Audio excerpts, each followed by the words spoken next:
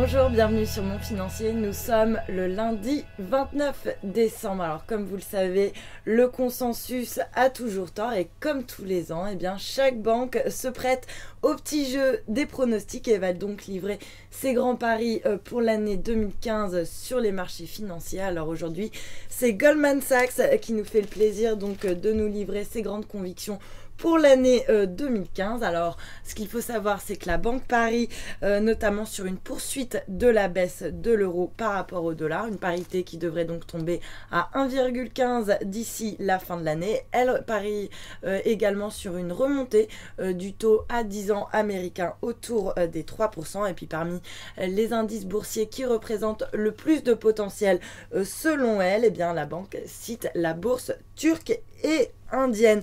Bienvenue au petit dernier, la Lituanie qui va officiellement adopter la monnaie unique. Alors ce sera le dernier pays balte et le 19e membre de la zone euro. Elle n'a pas volé sa carte de membre puisque ses fondamentaux économiques font rêver. Plus de 3% de croissance en 2015, un déficit public négatif, une dette publique de seulement 39%. Bref, des fondamentaux qui ont de quoi nous rendre jaloux. Bienvenue donc à la Lituanie dans la zone euro.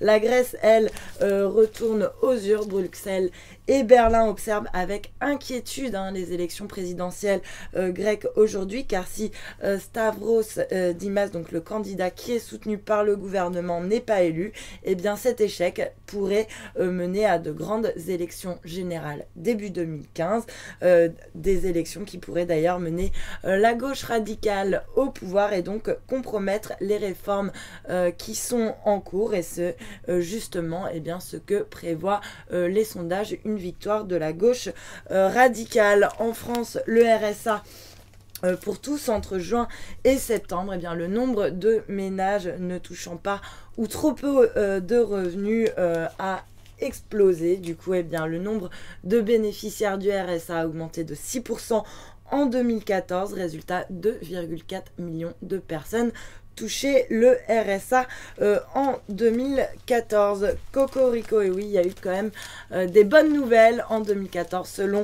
le Parisien, des prouesses même qui qualifient l'année 2014 année de tous les miracles. Alors il s'agit surtout de miracles médicaux et cocorico, car ce sont des équipes françaises qui ont donc révolutionné la médecine avec des inventions telles que le cœur artificiel de Carmat ou encore une machine capable de détecter les tumeurs cancéreuses à un stade précoce. On change de sujet avec un nouveau blocage au péage, une nouvelle idée du gouvernement. On pourrait payer son péage en fonction du degré de pollution de sa voiture. Encore de quoi bien pourrir les relations qui sont déjà tendues entre les sociétés concessionnaires d'autoroutes et l'État. Et puis on termine avec le petit rallye des équipementiers automobiles. Tout roule pour ces équipementiers. L'année 2014 devrait d'ailleurs se terminer sur les chapeaux de roue avec une forte rentabilité et des bénéfices records.